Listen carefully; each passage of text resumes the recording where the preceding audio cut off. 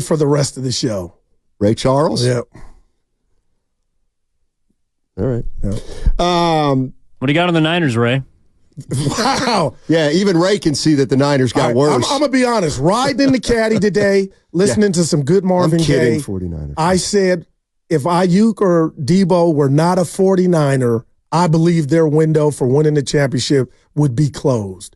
You cannot take a step back on offense. I'm a firm believer, Steiny, that your offense is your new defense. If your defense happened to take a step back without Greenlaw. But Lori Matthews said something to me earlier, and I'm going to repeat it, Steiny. Debo was not playing like a $24 million player. So, I'm just saying if I were him, I'd be irritated. So he's not living up to his contract. So he shouldn't be surprised that this is out. He should or shouldn't? He should not be surprised. Right. So quit feeling sorry for him. Maybe if he played better. Have you been in a place where you didn't feel wanted? No. I mean, yeah, everywhere.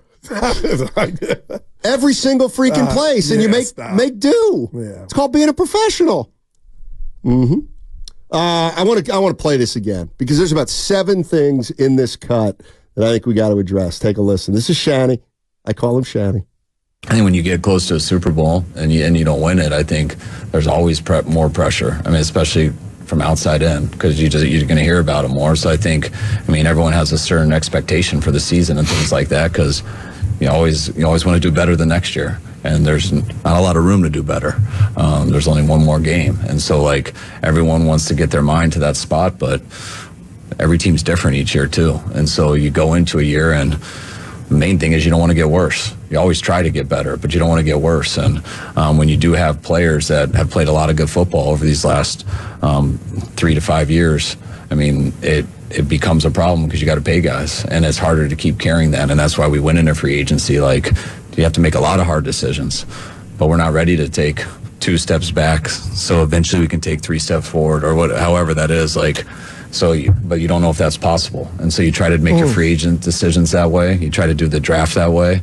And I feel we're in a position that hopefully I don't think we did get worse. I think we've tried to keep it to where we're there. And now what happens is when we start working on Monday, what happens in OTAs, what happens in training camp. And that's what allows some younger guys to, hopefully that we've added, to develop them and add them for depth, or maybe to take over somebody's spot, or maybe to make the guy in front of them better because they got some better competition behind them.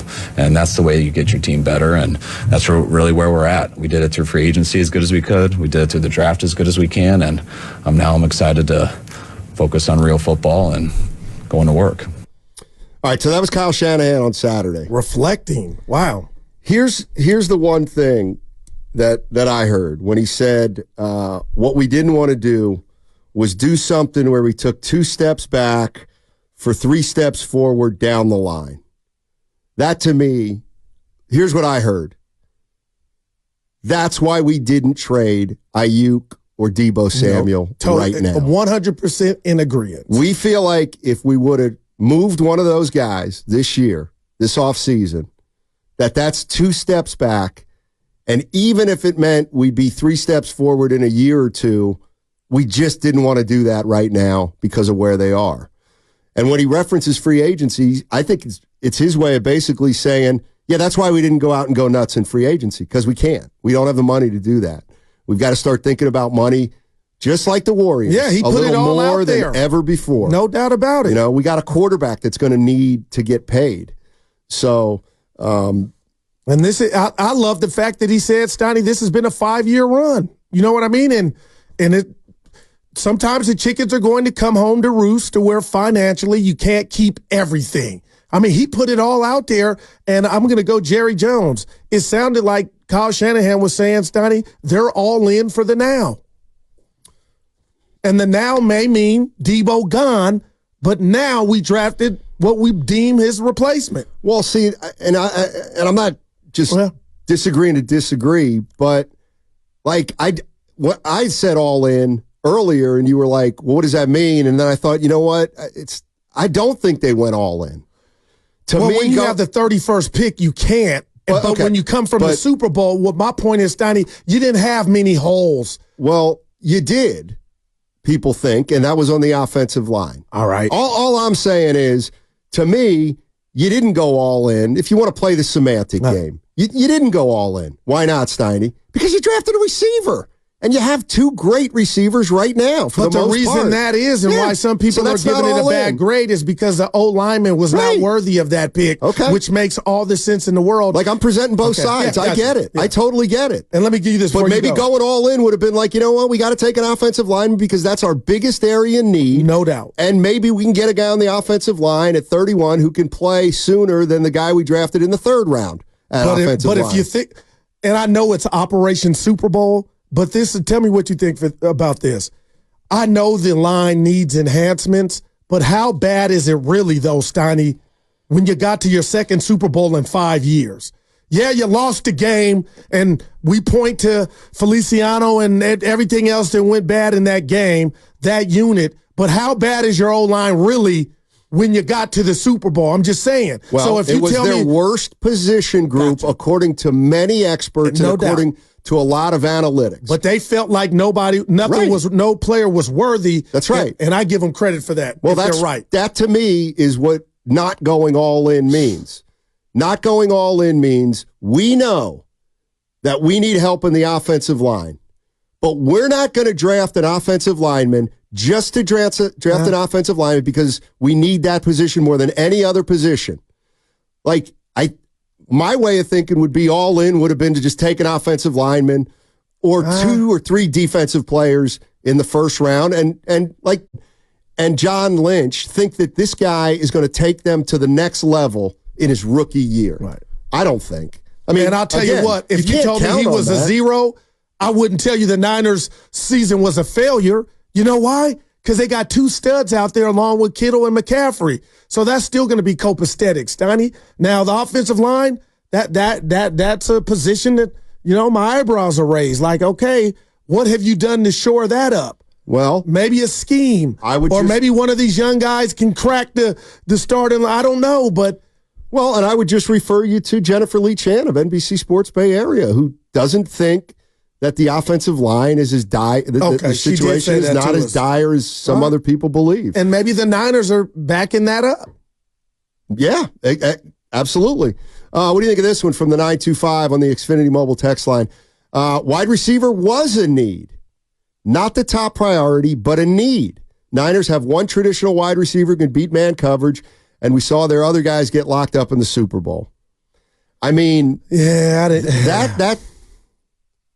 that's a problem to me more than a need or other way. Like if you're telling me your $24 million wide receiver / running back can't get it done. Yeah, he didn't have a good game. And if you're telling me Ayuk, maybe they saw something with Ayuk not getting separation, and that's one of the reasons they don't want to pay him 25 or 30. And again, I'm not making excuses for anybody, Steiny. Maybe Brock Purdy he didn't have enough time to survey the field and get those guys the ball. But I saw Debo drop some balls. And I'm not saying Ayuk was perfect, but again, I keep going to PFF where they were like, oh, their lack of separation is why they lost the Super Bowl. From the 510, nobody knows what Pearsall will be. Yeah, I know. But he doesn't control, to me, what this team is going to do. Even if he gave no contribution. If he got hurt, Steiny, they still are a locomotive on offense. So that's still intact. Well, but don't say they're a locomotive on offense if then the other half of the show we talk about how their receivers couldn't get open in the playoffs. You reap what you sow, brother. Are they – how good are they, the weapons on the 49ers? I know they got big names and big numbers behind their salaries, but – Well, I'm living in a world, Steiny, where I'm not saying that they didn't get separation. The O-line needs to do better and allow Brock against top-tier defenses, because we go to that Raven game on Christmas when they came in here and it felt like they just kept all the receivers and all the playmakers in front of them outside of McCaffrey, the Ravens, that is. So maybe that's how we really need to judge this team when they're playing top-tier defenses. Do you do the Jerry Rice and John Taylor thing? And against Green Bay, you barely won at home. And Detroit, you were down 24-7. Yeah, they're not going to do the John Taylor and Jerry Rice thing because those are the two. Yeah. Team won Super Bowl after Super Bowl after Super Bowl. They're not. I hear you. Let me ask you this. what if the year plays out like this? 49ers have a good year, but they don't win the Super Bowl. They lose in the NFC Championship game to the Lions. All right. Ayuk has 1,500 yards. Debo's pretty good. McCaffrey does his thing. And guess what? What happens is what we should expect to happen when a guy gets drafted onto a team that's loaded. And Pearsall doesn't play a lot. Totally see that. Okay. But what about the offseason? Well, at that point. What about the offseason? No. Okay, we're talking now about, the money is making your decisions for you. But we're talking about if you draft Pearsall and he doesn't play and you don't take it to the next level, I'm not saying the pick was wasted, but I'm saying you had a pick who you thought more of the long term than the short term. And was there anybody out there who could have helped us right now this year? And that will be asked, Steiny. It will be second guessing. But will we ever have the answer to that question? Yeah, it's however you answer it. Well, it's however you would answer it. Like if the 49ers don't win a Super Bowl and the rookie out of Florida, Pearsall, doesn't play,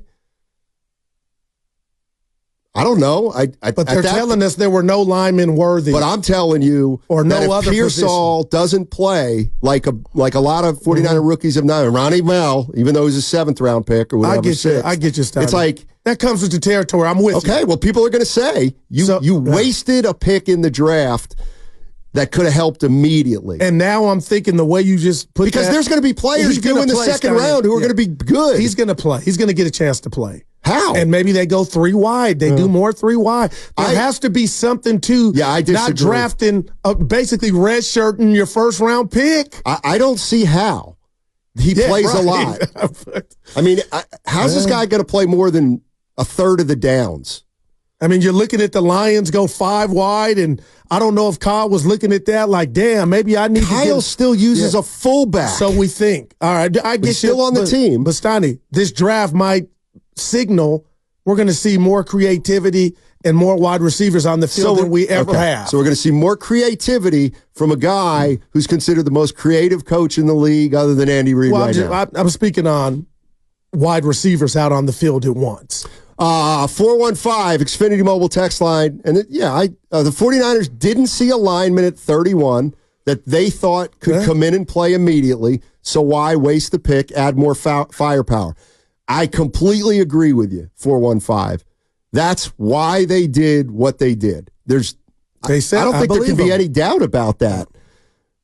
But the issue is, are they right? What if the guy doesn't play in year one? And it's not the end of the world. It's not the end of the world. But what it means is that for whatever reason, your first-round pick isn't going to help you this year to a large degree. Now, again, that's why I'm leaning towards we'll see him, Steiny. I mean, I think he'll contribute here and there, but as a rookie, I mean, what do you think he's going to get 50 catches? No, I don't know, but I feel like we'll see him, and maybe I'm wrong about the Juwan Jennings comp. You know what I'm saying, Steiny? I would still go to the counter and make that bet that Jennings would have more receptions, but maybe I'm wrong. Maybe this kid and Steve Smith Sr. and everybody that's glowing about him, maybe this kid has the goods and Kyle knows I can scheme him. He'll be able to help enough. And maybe it's 30 catches. If you're a general manager and you make a selection of a pick, like you have to prepare for the fact that the pick might not be good.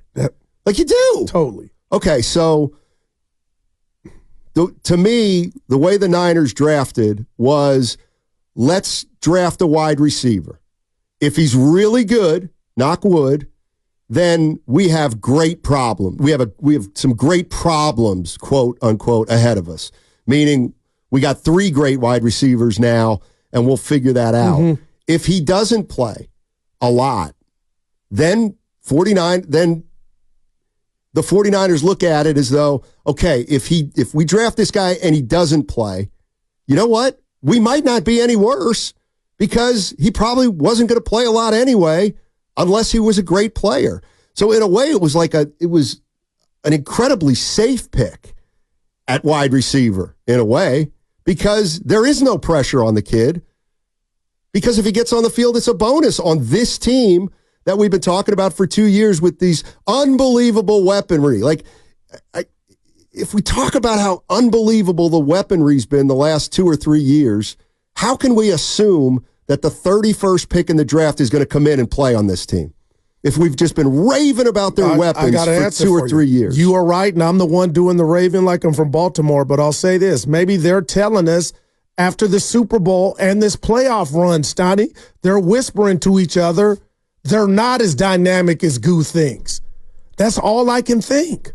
We need another facet to our passing game. Or maybe it's, let's take the best wide receiver because we know we're losing one in a year. We just know it. And if we don't draft a receiver this year, then next year when we do lose Deebo Samuel, we're going to have to deal with it right away. Like right away. Like we won't have a year or an off season to deal with it. 510, how do you know how much Pearsall will play? Nobody knows. What I'm saying is if you're the 49ers, you have to allow for the possibility that he won't play a lot. That because you drafted a receiver and you have 2 great ones right now or 2 damn good ones. So for the Jackals or anybody, Steiny, saying that was a reach by the Niners and he doesn't play, are you okay with being in a bar and somebody saying the Niners really butchered that pick? Because they didn't get immediate, Clint Eastwood, the sudden impact. They didn't get. What I would say is, no, not that it was a bad pick, but that they must not have been considered, like they were considering their future more than their present. But when we played that soundbite, it didn't sound like Kyle was doing that. Yeah, it did. Not to me. It sounded to me like what he was saying is this is the best way to have the best of both worlds. We can stay competitive right now because we have 2 guys at wide receiver who are really good. And if we couldn't see how if we lost one of them, which would be taking a couple steps back, that 2 or 3 years from now, if we were better for the move, like we didn't want to do that because that was too long a time. And that's why I got all in from that. Well, then, to me, all in would have been drafting a position of need. Even if you thought the player wasn't as talented enough. Because that's what they're saying. You needed O-line help and you needed a linebacker. You got 2 linebackers. What if they would say, look, you could have did that and the guy not even play. I mean, what if the 3rd round pick, who they picked on the offensive line is better than the 2nd rounder that every other team picked? Like that. I don't know. I'm just saying if you're a San Francisco 49er fan, like to me, Pearsall does not have a lot of pressure on him. You can bring him in here and he starts out as your 4th receiver. If he's great, he's your 3rd. If he's better than that, he's your 2nd, and then it makes it easier. Then you can trade. Maybe by the end of this is what you hope you get out of Pearsall, I think, is you made an assumption that if you moved off Deebo Samuel, you would take 2 steps back. But the win is if you move off Deebo Samuel next